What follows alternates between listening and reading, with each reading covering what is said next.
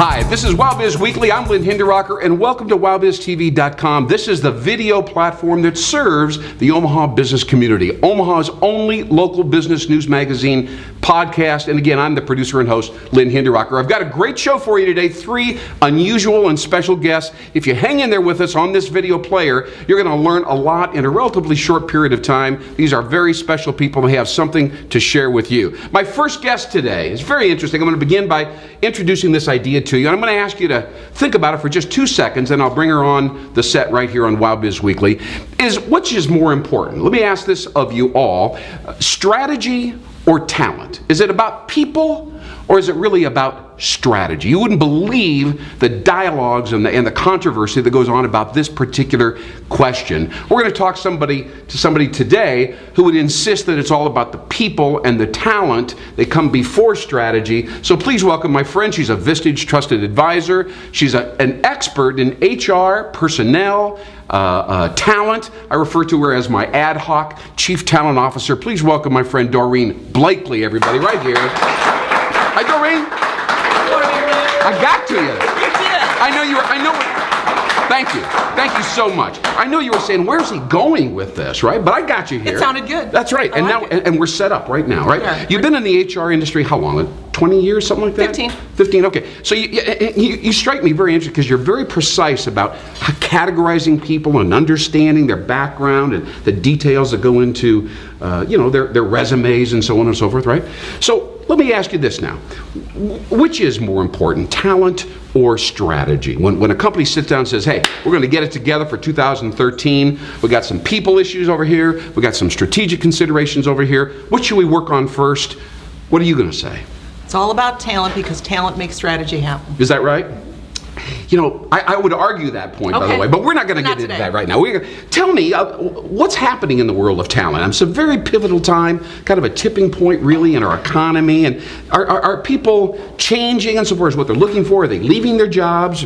What's up? This is a very critical time right now. As we're seeing the economy change a little bit. People have been sitting tight, wanting to see what's going on. But now is the time that they're going, hey, let's evaluate our current situation. Is there an opportunity for growth, and they're going to make it happen? Yeah, I hear that people are planning to head for the exits, all right? That they've been kind of hanging in there, just holding on to the salary, but now they feel like some things are kind of opening up, so they've got their resume out there. Is that what you're seeing, or not necessarily? What you have to identify is that really people don't leave because of salary necessarily. Yeah. They leave because of the people. And I've heard the boss, actually. Yes. It's your relationship with the boss oftentimes. So if they've got a great relationship with their boss and they really think that they're adding value to their company, they're not going to leave. Yeah. Regardless of how bad the economy's been. Is that right? Well, when the economy explodes, or let's say expands, what does that do to people's intentions? Do they just start circulating on LinkedIn a little bit more to see what's out there? Or are they, continue to be greatly loyal to their existing employer? The best professionals are always looking for opportunity. Yeah. I mean, they're constantly evaluating what their current situation is and wanting to know what's out there. So they look at executive recruiters to identify, hey, keep me posted. If something great shows up, call me. Otherwise, I'm going to continue to do my job. Okay. Now, we have a lot of students here from Creighton's business school, as you know, and they participate in the development of the show. And since I'm mentioning their names, they really should burst into spontaneous applause right now. Push you like that again, okay? Let's say they're interviewing for a job, all right? They're out there, they've got a fabulous background in education here at Creighton. The world has changed. What's their elevator pitch? I mean, what do you think they should be emphasizing? Huh? How's it different than it was 10 or 20 years ago? They immediately need to engage with the hiring manager. Okay. You can't rest on what you've done. You can't rest on the piece of paper. You can't expect that that's to sell you. It's engaging with the individual because people hire people. Yeah, and how do you do that? How do you engage with the hiring person or the person in charge of that? The problem right now is so many people do it on texting or email, and they think it's all an electronic function, and it's not. Great, let's get the process out of the way, but then pick up the phone, call the individual, verify they received the information, see if they have any questions, express your interest in the opportunity, and say, if you need any questions, here I am. Yeah, I think the human element is the essence of the engagement piece. Absolutely. Even though they may hear about you maybe 2 or 3 ways, have you heard about that young person and so on and so forth, but in the end, they have to put a face and some tonality, some attitude, right, with the capability. Now, let's say, for instance, I'm a company medium to large, I maybe have 100 to 250 employees. I've got an active HR department, and I'm bringing you in. Do you outsource to experts? Do you intensify the HR, bolster it with more professionals? How do you manage the HR function right now?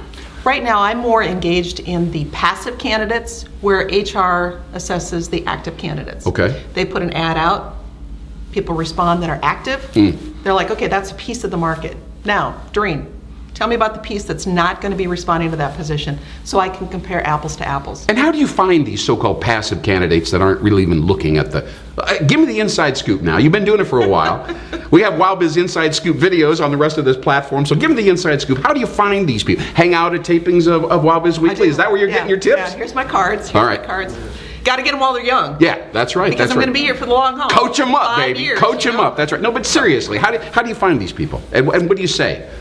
I heard you're great, and you might want to come meet with me, and I've got a potential employer. Is that how it goes? Well, the best question is, if I had an opportunity that appeared to be better than what you have today, yes, would you want to hear about it? Uh-huh. And do most of them say, depends on how much money we're talking? Nope. They don't say that. They just say, well, it depends upon what's the position. Or I'm getting ready to retire. I was just recently promoted. Okay. But all right. what is it you have? And then I identify it's not what I have, Yeah. it's what you're looking for. Okay. Let's flip it around for just a second and pretend that your responsibility in working with organizations is to nurture the existing talent, the existing employees, right? Okay. Identify people that are high potential and bring them up to the next level where they're truly executives rather than just supervisors or whatever. Give them a more strategic viewpoint, build emotional intelligence, all the stuff that makes for a great leader.